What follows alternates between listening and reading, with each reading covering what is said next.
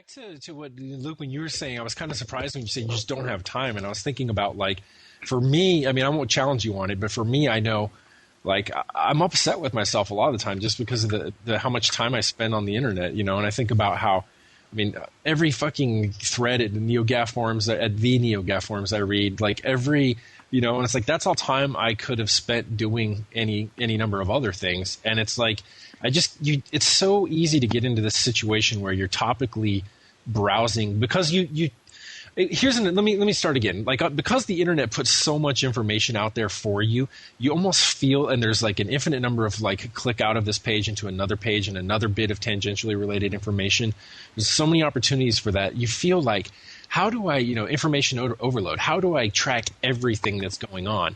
And whereas the mindset before, and what I like to cultivate in equal part, is to say, I don't care about all these other things. I want to read something that's, front to back, that's very thoroughly researched, that's about a very specific, subject.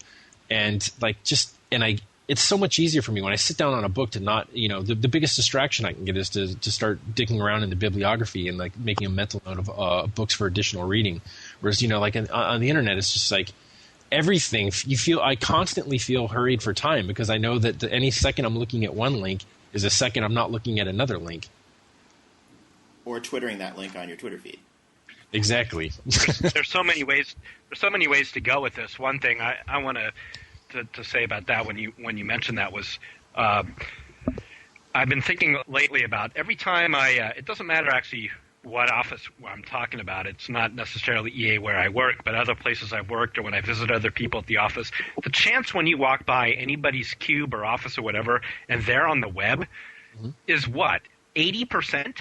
90%? Everybody's on the web all fucking day. And, I've occasionally joked with people at work, like, what did we do at work before the internet? Work. And I actually do remember that. I do remember. I'm that old. Where, yeah, you didn't have this constant, 8, 9 hour, however many hours a day you spent at work, distraction to go off to all day long. Were you can I find out it's time? It's unbelievable how much time you could waste at work on the internet and get away with it. Can I suggest what was going on back before the internet? Yes. You were smoking. Yes.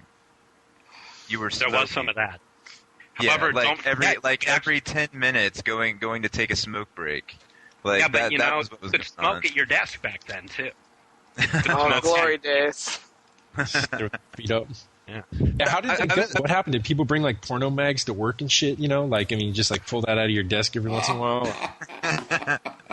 Well, no, but one of the things that sort of, Sean, you're talking about earlier is sort of, sort of the I don't know if you call it the me space, but just sort of how we can partition and section off information. I mean, so one of the things that I read the New York Times, every day, usually around midnight when it goes live, and but I don't read it. When I used to get a print subscription, when I first moved to New York in '95, I had a print subscription, and I would pretty much read it from cover to cover. And now I read it on the web. And when I transitioned to the web originally, I would read a lot of it, but not the whole thing. And now I kind of mostly scan the front page to see if there are any interesting headlines or photos. I'll they below the fold, I guess, on their website. Then they have just some sort of headlines, and I'll scan those. Is there something I should be reading? I check the art section because I'm into movies and music and theater a bit. But I definitely don't read as much. But to me, that page is still important because I realize the importance of serendipity.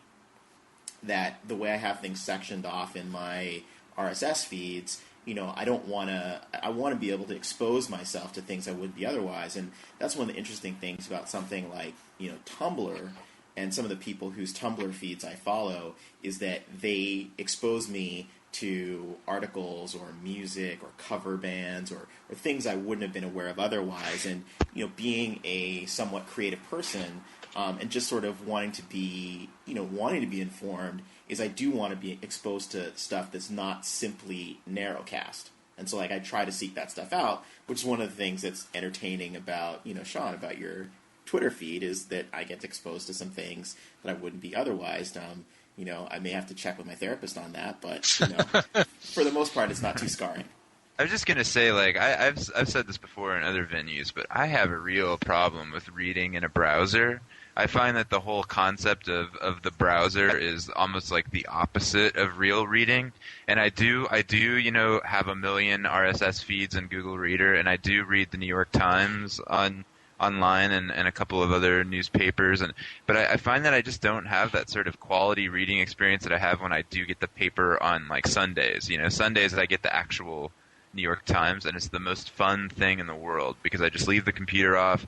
I lay down on the couch, I drink some coffee, and just read, I don't read everything in it, but I read a lot of it. And there's something about having like a whole, bunch of content curated for you. Like here's a huge bunch of content that could be interesting to you as like determined by news professionals. Yeah. And I enjoy that.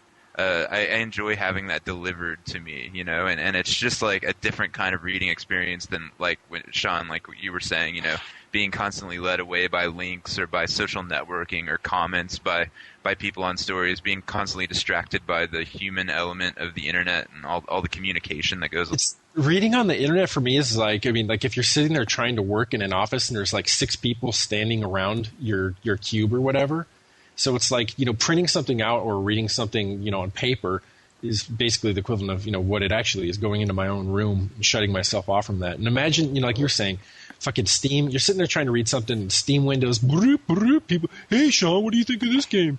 And then like Facebook's like, Facebook's blowing up. Your IM's flashing. Bring back the whiskey guy. I know, but Sean, I actually did want to know what you thought of that game. I know that's how you felt about me. No, and it's cool too. I don't want to offend those people because it's totally, hey, it's awesome that someone actually cares what I think about a game when there's like, that's always been, it's still neat to me because it's like, half the time when you think of podcasts and shit, the question you always ask yourself is, why the fuck would you just go have these conversations with your own friends? Like, why the fuck do you care?